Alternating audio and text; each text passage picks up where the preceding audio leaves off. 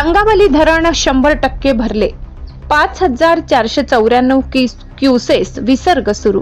ब्रिटिशकालीन पूल बंद. नवापूरसह 12 गावांना high alert.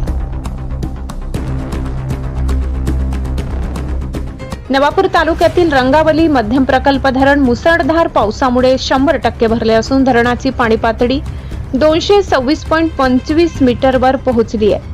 खबरदारीचा उपाय म्हणून धरणाच्या सांडव्यावरून सध्या 5494.56 क्युसेस विसर्ग रंगावली नदीत सुरू करण्यात आलाय.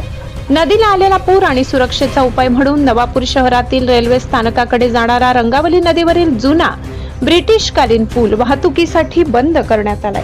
या पार्श्वभूमीवर पाटबंधारे विभागाने नवापूर शहरासह उन्नर्डी, खर्डी, प्रतापपूर, चौकी, बोकडझर, रायपूर, धनराट, नांदवन, विजापूर, मोरधवा आणि बागलापाडा अशा 12 गावांना सतर्कतेचा इशारा दिलाय.